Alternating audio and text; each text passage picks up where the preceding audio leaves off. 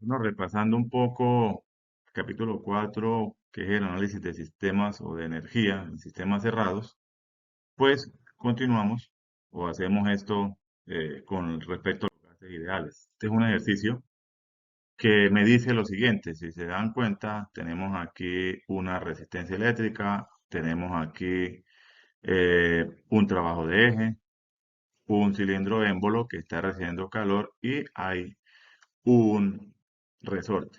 Va de un estado 1 hasta un estado 2 donde hay unos topes. Ahora bien, dice que dentro de un cilindro émbolo me dan el diámetro 8 pulgadas con topes y una carga de resorte. Esta acá del resorte 20 libras fuerza sobre pulgada. Quiere decir que para yo poderlo comprimir o estirar una pulgada requiere una fuerza de 20 libras. Se encuentran contenidas 2 libras mol de N-pentano. Me dan la fórmula N-pentano, que es C5H12. Inicialmente a 120 grados Fahrenheit y una presión de 20 psi. Se agrega calor y se enciende una resistencia eléctrica que consume 10 amperios con un voltaje de 110 voltios durante 10 minutos.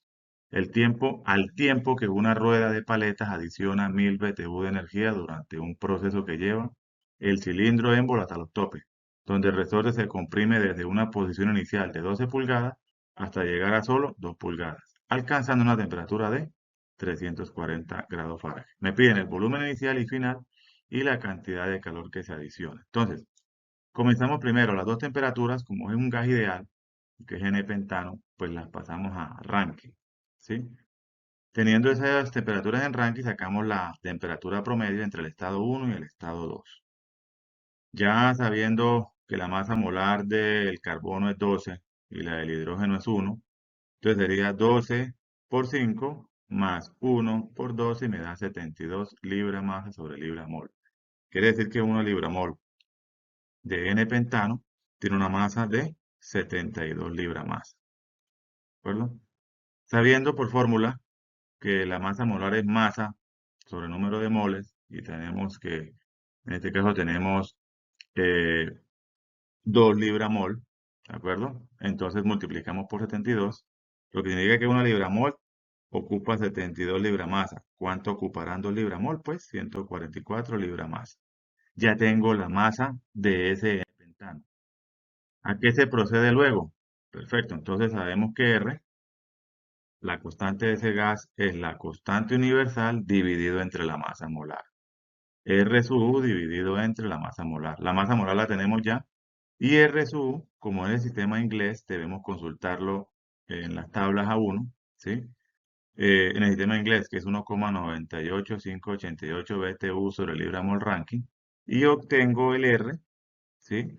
El primer R pero en función de BTU sobre libra masa Rankine. Pero también hay una constante universal que está en función de PSI por pie cúbico. Entonces, buscamos el otro valor que también está en PSI por pie cúbico y sacamos los dos valores de R en el sistema inglés. Para el sistema internacional no hay problema en ese sentido. Ahora bien, voy a buscar ese C sub P para ese gas, ¿sí? Desde una temperatura 1 hasta una temperatura 2, con el fin de que ya tengo R, hallar el CP y luego hallar el CV. Y ya veremos más adelante por qué necesito yo el calor específico a volumen constante. Entonces, el CP molar de la tabla A2E, de la C, es A más B por T más C por T al cuadrado más D por T al cubo. Sabemos que la temperatura promedio me dio 690 Rankine. Entonces, reemplazamos las constantes A, B, C, D y obtenemos con esa temperatura promedio entre T1 y T2 ese CP molar. Pero ese CP molar debo yo dividirlo entre la masa molar. ¿Eso con qué objetivo?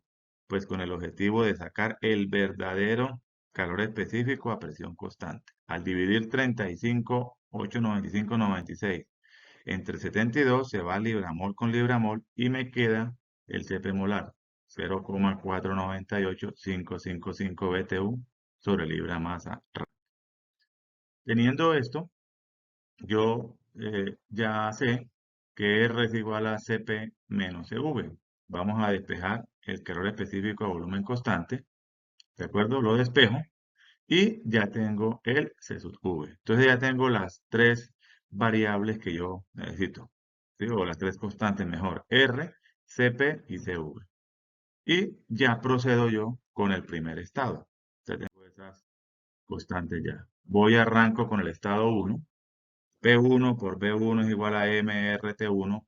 Como tenía yo dos R, debo buscar la R que esté en PSI por pie cúbico, para yo poder al reemplazarla en la forma de gas ideal de PV es igual a MRT, yo pueda cancelar y al final la incógnita que es el volumen 1, la pueda yo obtener de manera rápida, ¿sí? La presión 120 PSI, la temperatura 1, 580 Rankine, porque eran 120 grados Fahrenheit, ¿de acuerdo? Y ya tengo el volumen 1, que era uno de los primeros que me preguntaba. Ahora bien, la fuerza del resorte.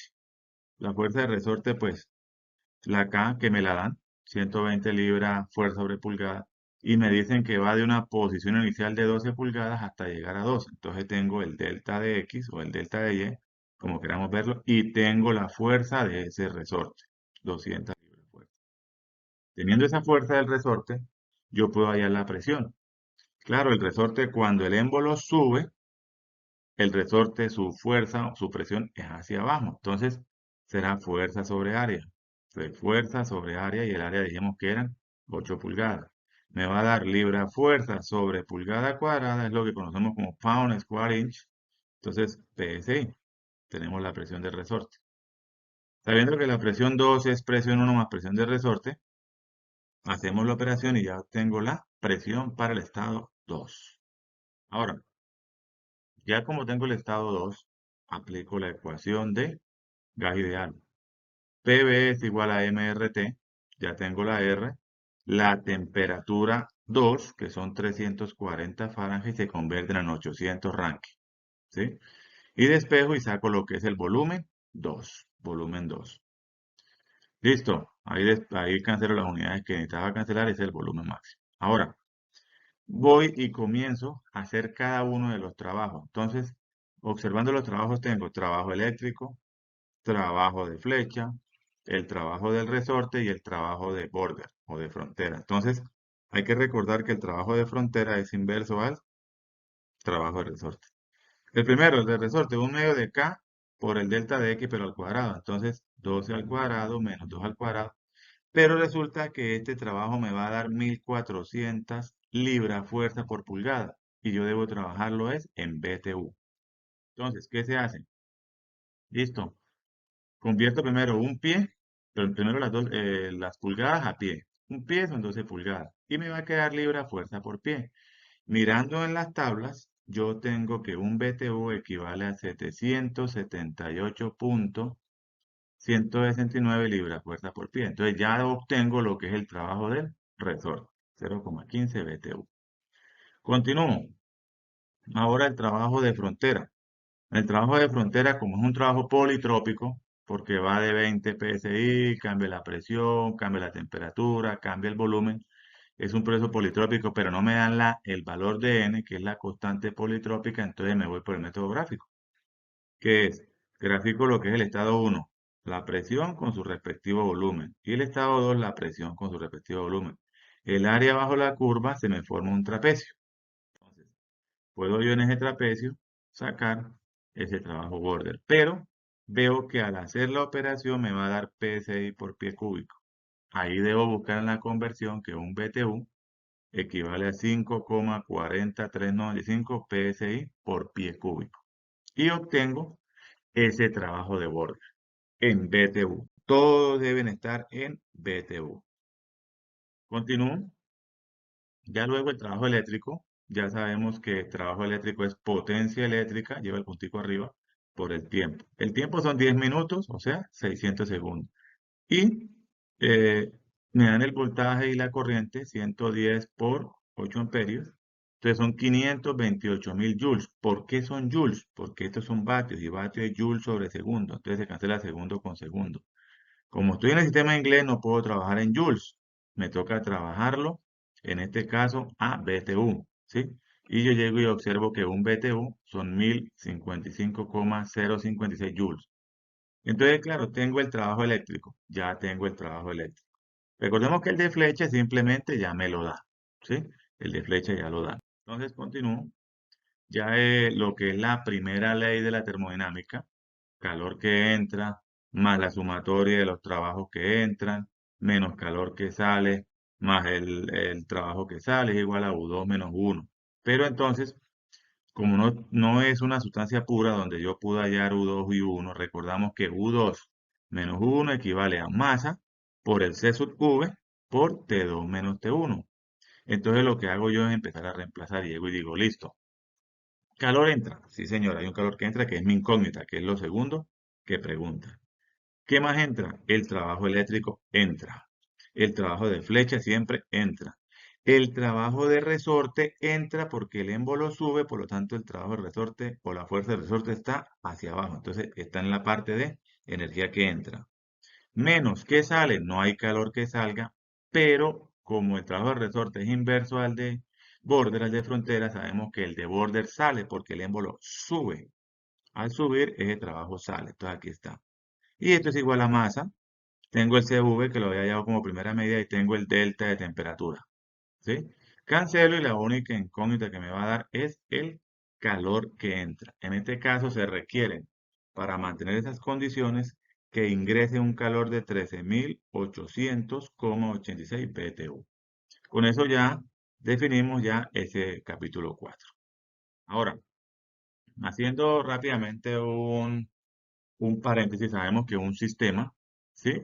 Un sistema es una sustancia pura o un gas ideal, pero ahora vamos a analizar lo que es en volúmenes de control.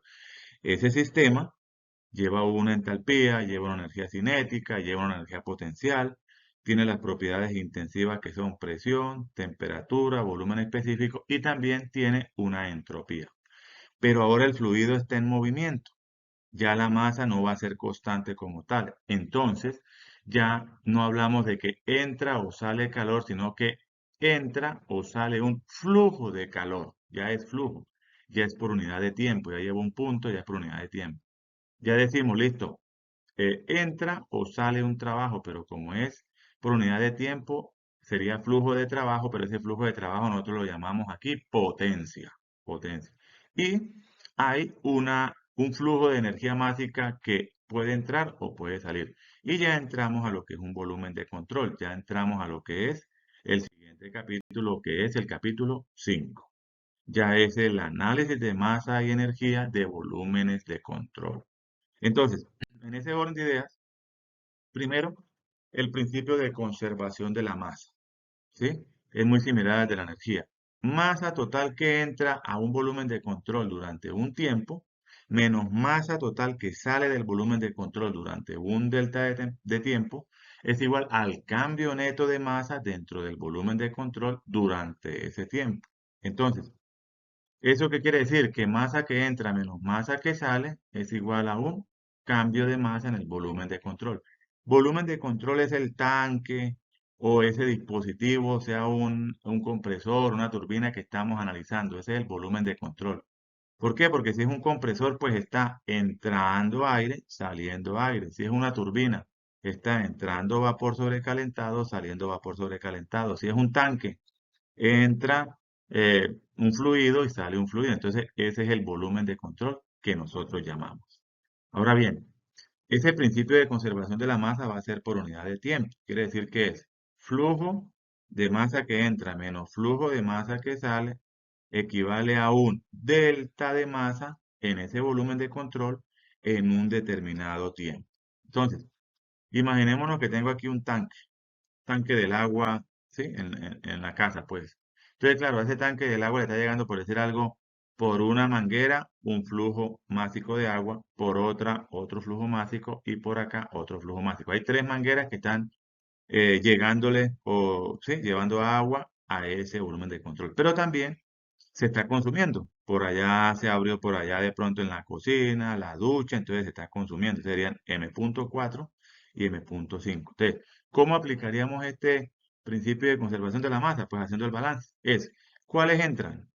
Entra M1 más M2 más M3. ¿Quiénes salen? Menos. ¿Quiénes salen? Entonces, pues sería M4 y aquí más, ¿cierto? Más M5, los dos que salen. M4 más M5. Y eso que me va a ocasionar un cambio de volumen, perdón, un cambio de la masa en ese volumen de control, en un determinado tiempo. Listo. Ese volumen de control, veamos un ejemplo muy rápido. Tengo un tanque. En ese tanque tiene dos entradas. Por una entrada ingresan 2 kilogramos por segundo y por la otra entrada ingresan 3 kilogramos por segundo. Quiere decir que cada vez que pasa un segundo están entrando 5 kilogramos de un fluido. Listo, el tanque. Aquí están entrando 5 kilogramos. Pero a la vez hay una salida y en la salida están saliendo 5 kilogramos por segundo. ¿Qué quiere decir? Que la masa o el flujo másico que entra es igual al flujo másico que sale. Por lo tanto, hablamos de un flujo estacionario, es decir, que no se va a acumular, cuando pasa el tiempo, no se va a acumular masa en ese volumen de control. ¿Qué es el volumen de control? Ese tanque que estoy yo aquí analizando. Entonces, no se va a acumular ahí masa. Y eso sería un flujo estacionario, es decir, que el flujo másico que entra menos el flujo másico que sale es igual a cero. No hay un cambio de masa en ese volumen de control en el tiempo. Y ese flujo estacionario, si esto es cero, pues este que está aquí restando pasa al otro lado allá positivo. Quiere decir que todo lo que entra, la sumatoria de los flujos másicos que entra, es igual a la sumatoria de los flujos másicos que salen. Existe también algo que se llama un flujo incompresible. Ese flujo incompresible básicamente se da en los líquidos, porque los líquidos no se dejan comprimir. Sí, en los gases serían fluidos compresibles, aquí serían incompresibles. Entonces, cuando es un flujo incompresible y también es estacionario, entonces, ¿en qué se convierte? ¿Qué es M punto? Si yo sé que densidad es igual a masa sobre volumen, ¿cierto? Si yo sé que la densidad es igual a la masa sobre volumen, pues entonces cuando yo despeje M punto, ¿sí? Cuando yo despeje M punto, aquí le coloco yo divido entre el tiempo arriba y divido entre el tiempo abajo. Si yo despejo M punto, pues me va a quedar densidad y este caudal que está aquí pasa a multiplicar. Entonces, quiere decir que la sumatoria de los flujos másicos se convierten en densidad por caudal que entra. Entonces, densidad por caudal que entra es igual a densidad por caudal que sale. Como es incompresible, no se deja comprimir, por lo tanto, si no se deja de comprimir, no cambia la densidad. Por lo tanto, la densidad de entrada es igual a la densidad de salida. Entonces, solamente me queda que caudal que entra es igual a caudal que sale. Entonces tengo que la sumatoria de los caudales que entran es igual a la sumatoria de los caudales que salen. Caudal le llamo yo a ese flujo volumétrico, ¿sí? Le llamo yo a ese flujo volumétrico. En este caso, este caudal me está representando la cantidad de volumen que entra, ¿sí? En un determinado tiempo y aquí la cantidad de volumen que sale en un determinado tiempo. Entonces, para este fluido incompresible y estacionario, y hay una sola corriente, o sea, una sola entrada y una sola salida, cuando vayamos a ver lo que es un compresor o una turbina, vamos a ver que es una sola entrada, una sola salida, o cuando vayamos a ver lo que es una tobera o un difusor. Entonces, caudal es igual a velocidad por área transversal. Entonces, velocidad 1 por área transversal 1 es igual a velocidad 2 por área transversal 2. Eso lo veremos claramente en una tobera. Ahora bien, cuando hacemos acá el análisis entre un flujo estático y un flujo en movimiento, vemos que un flujo estático pues tiene, primero, una energía interna, ¿sí? Una U. Tiene una energía cinética, ¿sí? Que en el caso de nosotros, hasta el capítulo 4 la hemos venido despreciando, no tiene velocidad el fluido, ¿sí? O sea, no tiene energía cinética. Y tiene una energía potencial que es gravedad multiplicado por altura, que también la veníamos despreciando nosotros. La gravedad por la altura la veníamos despreciando, que esa es la energía potencial. Pero aquí como vamos a ver lo que es un fluido que está en movimiento, nosotros no lo vamos a representar con la E, sino con teta. ¿Qué significa teta? Que es la energía interna más la energía de flujo. La energía de flujo está representada por la presión que lleva el fluido en movimiento multiplicado por su volumen. Pero cuando yo uno U más PV es lo que nosotros conocemos como H, entalpía. Va a tener energía cinética porque aquí va a estar en movimiento y va a tener energía potencial. Entonces, en este caso, cuando les decía que yo unía U más PV, es lo que conocemos como entalpía. Es decir, que al unir estas dos sería entalpía más energía cinética más energía potencial. Y esa va a ser la energía total de un fluido que está en movimiento. Ahora bien, aquí miremos aquí el ejemplo. Vemos aquí un volumen de control, aquí hay una masa y hay una energía constante. Pero como está entrando masa y saliendo masa, pues claro, ese fluido en movimiento lleva un m.1 de entrada, sí, por unidad de tiempo, y su respectiva entalpía. Hay una entrada para este caso y hay dos salidas. O sea que M1 por H1 es igual a, esa es la entrada. Ahora, ¿qué es la salida? M2 por H2 más M3 por H3.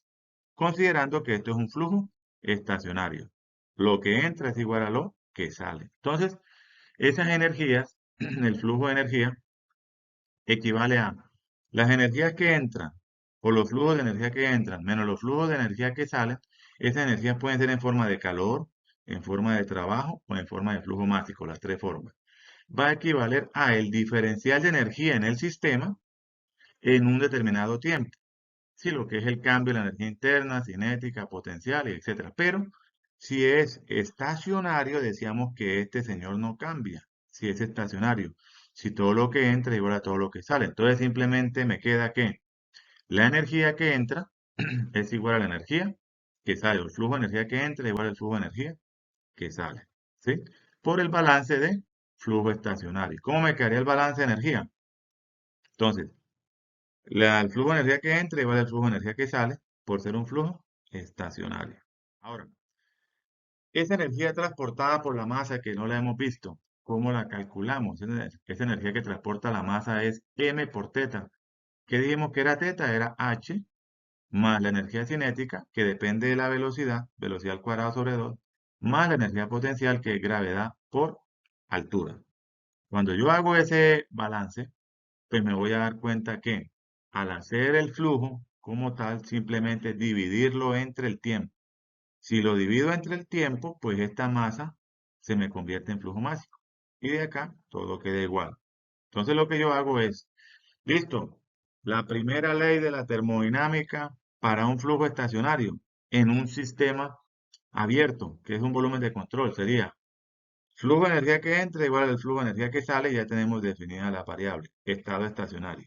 Entonces, en este orden de ideas, esta es la primera ley de la termodinámica para un volumen de control con flujo estacionario y con única corriente. Entonces, flujo de calor que entra más potencia que entra menos flujo de calor más potencia que sale, ¿cierto? Esto es lo que entra menos lo que sale, es igual al m punto. Como es única corriente, va a haber una sola m punto, por, abro corchetes, H2 menos H1 más velocidad 2. Fíjense cómo hago la velocidad aquí. Como si fuera aquí una raíz. Velocidad 2 al cuadrado menos velocidad 1 al cuadrado sobre 2. Esto me está representando el cambio en la energía cinética. Esto me está representando el cambio en la entalpía. Y aquí gravedad por Z2 menos Z1 me está representando el cambio en la energía potencial. Ahora, ¿en qué unidades vamos a trabajar? Primero, el sistema internacional. Entonces, flujos de calores, ¿sí? Lo que es flujo de calor ya sabemos que sería vatios, vatios también, porque sería en este caso Joule sobre segundo. ¿Y qué es Joule sobre segundo? Vatio, ¿de acuerdo? Ahora bien, lo que es flujo de calor y potencia en vatios, o en este caso vamos a trabajarlos en kilovatios. Entonces la parte izquierda de la primera ley está controlada, ¿sí? Flujo de calor que entra más potencia que entra menos flujo de calor que sale más potencia que sale. Todo eso tiene que ser en kilovatios, sistema internacional. ¿En qué debe ir el m punto? Pues debe ir en kilogramos por segundo. ¿En qué debe ir la gravedad? Esta gravedad aquí en 9,8 metros sobre segundo al cuadrado. Y estos valores que están de entalpía, cuando vamos a la tabla, ellos siempre vienen en kilojoule sobre kilogramo. Entonces, en ese orden de ideas, yo estoy sumando esta expresión más esta expresión más esta expresión. Cuando yo sumo kilojoule sobre kilogramo y voy y lo coloco aquí en velocidad tengo un problema porque la velocidad me está dando, me está dando en metros por segundo. Al cuadrado me daría metros cuadrados sobre segundo al cuadrado. Pero yo voy y miro en las tablas que un kilojoule sobre kilogramo equivale a 1000 metros cuadrados sobre segundo al cuadrado. Entonces, este 2 que estaba aquí, a lo que yo haga la conversión, se convierte en un 2000. ¿Con eso qué vamos a garantizar? Pues claro, vamos a garantizar que yo puedo meter la velocidad en metros por segundo sin ningún problema, que con este 2000, ¿en qué convierto toda la expresión? En kilojoule sobre kilogramo. Aquí también, la gravedad, metro sobre segundo al cuadrado, multiplicado por metro, me quedaría metro cuadrado sobre segundo al cuadrado. Al dividirlo entre 1000, para hacer la conversión, ya voy a garantizar que este término también me va a dar en kilojoule sobre kilogramo. Entonces, es este 1000 que aparece acá y este 2000, que antes era un 2, se convierte en un 2000, es por la conversión. Con eso voy a garantizar que toda la expresión de la primera ley de la termodinámica me dé en kilovatios. Y no hay ningún problema en kilovatios. Con la salvedad de, primero, el m punto debe ir en kilogramos por segundo. La velocidad en metros por segundo. La altura en metros. Y las H's que saquemos de las tablas, cuando es sustancia pura, kilojoule sobre kilogramo. Pero, si no es una sustancia pura, sino que es un gas ideal, entonces recordemos, pero es que cuando es un gas ideal, H2 menos H1 es C sub P multiplicado por T2 menos T1. Entonces, si es un gas ideal, simplemente donde aparezca H2 menos H1 lo reemplazamos por CP, que multiplica T2 menos T1. Ahora bien, esta primera ley de la termodinámica para un volumen de control con flujo estacionario y con única corriente, pero analicémoslo desde el sistema inglés. Claro, en el sistema inglés hay otra dinámica, porque hay otra dinámica. ¿En qué vienen los flujos de calor y de potencia en el sistema inglés? Pues vienen BTU dividido entre hora. A ellos les gusta trabajar es BTU sobre hora. ¿Sí? Entonces, tengo que tener en cuenta eso. Ahora bien, cuando es estacionario, ¿cierto? Y ya vemos entonces el primero que vamos a ver que es toberas y difusores. Ahora, toberas y difusores. ¿Qué pasa en las toberas y difusores? En la tobera viene el fluido con una velocidad y una presión, sale. En una tobera, cuando se reduce el área, que pasamos de un área grande a un área pequeña, un fluido que viene aquí trasegando, si yo disminuyo el área, aumenta la velocidad, pero disminuye la presión. Quiere decir que la velocidad de la salida de esa tobera, ¿cierto? La velocidad de la salida va a ser mayor a la velocidad de entrada. Esto sí es un caso de tobera. ¿Qué es un difusor? Es lo contrario. Es que yo venga en una tubería con un diámetro y yo llegue y coloque un difusor, que es aumentar el área en la salida. Si yo aumento el área en la salida, que se llama un difusor, en este caso la velocidad disminuye, pero la presión aumenta. Entonces, ¿qué pasa en las toberas? En las toberas de esa primera ley de la termodinámica, solo puede entrar o salir calor o flujo de calor. ¿De acuerdo? Solo puede entrar y salir calor. Entonces, miren a lo que se me reduce ese sistema internacional. Solo se reduce a esta expresión. No va a haber tampoco energía potencial. ¿Sí? ¿Y a qué se reduce en el sistema inglés? Por la conversión de pasar lo que son pies cuadrados sobre segundo al cuadrado, pasarlos a BTU hora, por eso aparece este 50.074. Entonces, ya tenemos las ecuaciones cuando sea una tobera o un difusor. ¿Sí? Ya tenemos las ecuaciones. Ahora bien, aquí vemos una tobera o un difusor como tal. Y para gases ideales, ¿qué va a cambiar en una tobera o un difusor? Que en vez de ir H2 menos H1 va a ir CP por T2 menos T1. Si es en el sistema internacional, pues aquí el dividendo es 2000. Si es en el sistema inglés, aquí es 50.000. Si es internacional, aquí es metros por segundo. Y si en el sistema inglés, pies por segundo. Pies por segundo. Hay que tener en cuenta esos términos. Y aquí el Q va a ser en BTU sobre hora. Ahora, recordemos que es kilojoule, pues es kilopascales por metro cúbico. Y si no existe intercambio de calor, es decir, si me dicen una tobera adiabática, si dicen que es adiabática, pues quiere decir que no entra ni sale un flujo de calor, entonces sería cero. Y miren a lo que se me reduce la expresión. Esto es a lo que se me reduce en una tobera o un difusor. Teniendo esas ecuaciones definidas, entonces, ¿cuál es el procedimiento? Primero, se determinan propiedades. Segundo, se determina el flujo másico. Hay que llevar este procedimiento, ¿sí? Flujo másico es densidad por caudal. O, si no quiero trabajar con densidad, recordémonos que el inverso de la densidad es el volumen específico. Entonces, mi punto va a ser igual a caudal dividido entre volumen específico. Caudal, recuerden que es flujo volumétrico, pero yo le llamo caudal acá. Tercero, debido a que se trabaja única corriente, quiere decir entonces que el flujo másico que entra es igual al flujo másico que sale. Sí, entonces hacemos el balance de M punto que entra o M punto 1 igual a M punto 2. Si es una tobera, pues en la misma dinámica, lo que entra igual a lo que sale. Entonces, quiere decir que M1, entonces, ¿qué es caudal 1? Pues velocidad 1 por área transversal o área cross 1 dividido entre volumen específico 1. ¿Qué es caudal 2? Pues velocidad 2 por área 2 sobre volumen específico 2. Entonces, esa es la tercera. Cuarto, ya se aplica la primera ley para un volumen de control. Sea sistema internacional, o sea, sistema inglés, pero esto es para toberas y difusores. Y recordemos que si es una tobera o un difusor adiabático, estos señores no existen, esto es cero. Entonces ya se reduce el ejercicio. ¿De acuerdo? Entonces, veamos este ejercicio de forma simple. Dice, es el 530.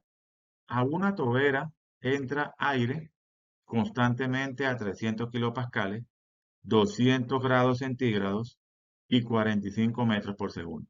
Y sale a 100 kilopascales y 180 metros por segundo. Lo que le decía yo, en una tobera la velocidad aumenta, pero la presión disminuye. Siempre se debe cumplir eso. La velocidad aumenta, la presión disminuye. El área de entrada, o sea, el área 1, A1 aquí, es de 110 centímetros cuadrados. Dice, determine el flujo másico por la tobera, puede ser M1, puede ser M2, flujo másico, y la temperatura del aire a la salida. C, el área de salida de la tobera. Entonces, ¿cómo comenzamos? Primero determinamos propiedades. De la tabla A1 tenemos el R del aire. ¿Listo? El R del aire está en kilojoules de kilogramo Kelvin. Recordemos que kilojoules es kilopascales por metro cúbico. Ahora, la temperatura, como es gas ideal, siempre vamos a trabajarla o en Kelvin, sumándole 273, o en Rankine, sumándole 460. Entonces, la convertí a Kelvin, ¿sí? Cuando yo aplico P1 por B1 es igual a RT, despejo el volumen específico 1. Lo despejo y saco el volumen específico 1 de la ecuación PB es igual a RT, la ecuación de gas ideal. Segundo, se determina el flujo másico. Antes de determinar el flujo másico, yo debo saber que el área no la puedo trabajar en centímetros cuadrados, me toca pasarla a metros cuadrados. Y yo sé que un metro son 100 centímetros. Como es al cuadrado, recuerden que sería 100 al cuadrado. 100 al cuadrado es 10.000. O sea que sería 110 dividido entre 10.000. El área 1 sería 0.011 metros cuadrados. Lo hago por el lado inicial, por la entrada, M punto 1. M punto 1, ¿qué es? Velocidad 1, ya la conozco. Área 1, ya la convertí a metros cuadrados, dividido entre volumen específico 1, que lo hallé de la ecuación de gas ideal. Entonces aquí ya yo puedo hallar el M1. Recordemos que hay una sola entrada y una sola salida. Quiere decir que el M punto 1 es igual al M punto 2. M punto que entra igual al M punto que sale. Entonces, como el M punto que entra es igual al M punto que sale, al M punto 2 acá, pues 1,094 kilogramos por segundo va a ser igual a velocidad 2, área 2 que no la conozco, y volumen específico 2 que tampoco lo conozco. Entonces me queda una ecuación con dos incógnitas. ¿De acuerdo? Entonces me quedan dos. ¿Por qué? Porque volumen 2 es R por T2 sobre P2. O cuando yo tenía que era PB es igual a RT, ¿no? Que despejando volumen 2, aquí está. Entonces me queda una ecuación con, en el volumen estaría implícito la temperatura 2 que no la conozco. Y aquí el área 2. Entonces me queda una ecuación con dos incógnitas. Y procedo entonces, cuando ya reemplazo todo, entonces ya lo que dijimos, tengo de incógnito el área 2 y la temperatura 2. La presión 2 la conozco, la R la conozco, ¿de acuerdo? Y la velocidad 2 la conozco. Entonces tengo una ecuación con dos incógnitas. Ahí están esas dos. Entonces, procedo al siguiente paso. Voy en el segundo paso. Primer paso, segundo paso. voy al tercer paso, sin salirme de los pasos, que es aplicar la primera ley. Voy y aplico la primera ley. Como no me dicen que entra ni sale calor, calor que entra, calor que sale, quiere decir que va a ser cero, cero. Y como es un gas ideal, entonces queda m punto, entonces me queda una ecuación homogénea, m punto igual a cero y toda esta expresión también igual a cero. Entonces me queda que Cp que multiplica T2 menos T1, ¿por qué Cp que multiplica T2 menos T1? Porque este es un gas ideal. Entonces miren la ecuación que me queda. Si yo observo la ecuación, voy y digo, bueno, listo, tengo esta ecuación acá. Tengo la velocidad 2, tengo la velocidad 1, tengo la temperatura 1, la única incógnita es la temperatura 2. Entonces, ¿yo qué hago? Para determinar ese Cp promedio, porque uno debe determinar el Cp promedio en las tablas, debo tener T1 y T2. Entonces yo asumo un T2 para yo poder hallar el Cp. Yo llego y digo, bueno, voy a suponer que el T2, si entra a 200, voy a decir que sale a 180 grados centígrados. Con eso saco o lo convierto a Kelvin, voy y busco la promedio, 463 Kelvin, y me voy a la tabla A2B, porque esto es aire. Interpolo entre 450 y 500 y saco el Cp. Entonces ya tengo el Cp, quiere decir que de esta ecuación mi única incógnita va a ser la temperatura 2. Entonces, a despejo, ¿cierto? Introduzco todos los valores de espejo. En este caso, despejo T2, ¿cierto? Bueno, aquí el 0 lo pasé para el otro lado, ¿no? Despejo T2 y me dice que la temperatura 2 entra a 200 y sale a 185,14. ¿Sí? Yo había asumido 180, pero era para poder hallar SCP. Entonces ya saco T2. Yo tenía por allá una ecuación 1, que tenía dos incógnitas, que era T2 y área 2. Como ya hallé temperatura 2, pues voy a despejar ahora es la otra incógnita, que es el área 2. Despejo el área 2 y me da 0.0079914 metros cuadrados. Y la paso, si quiero, a centímetros cuadrados, casi 80 centímetros cuadrados. Claro, entra, miren aquí, 110 centímetros cuadrados y aquí es más pequeña, 79,9 centímetros cuadrados. Entonces resolví ese ejercicio de esa manera. ¿Listo? Si yo quiero saber el diámetro, pues simplemente que es igual al área. Di cuartos del diámetro al cuadrado. Despejo diámetro, el 4 que está dividiendo pasa a multiplicar, el pi que está multiplicando pasa a dividir, saco raíz cuadrada y saco ese diámetro 2, que en este caso sería 0,1 metros o 10 centímetros aproximadamente. Entonces, otra forma de hallar esa temperatura 2 es usando las entalpías. En la tabla 17, que no la hemos usado, que pueden de una vez buscarla, yo puedo sacar las entalpías. Si quiero trabajar con entalpías, solo aplica para el aire, ¿no? La tabla 17. Si yo tengo la temperatura 1, pues puedo hallar la entalpía 1. Todo esto lo tengo. Y la entalpía 2 sería mi incógnita. Y luego de que tenga la entalpía 2, pues puedo hallar la temperatura 2. Entonces, otra forma de hacerlo para este caso. Entonces, de la tabla 17, tengo la temperatura 1 y voy y miro en la tabla 17 que ustedes miran allá, interpolan y eso, y sacan el H1. Entonces, con eso, reemplazo, aquí está la tabla, está entre 470 y 480, con la temperatura 1, determino la entalpía 1. Ahora reemplazo en la ecuación y ahora mi incógnita va a ser la entalpía 2.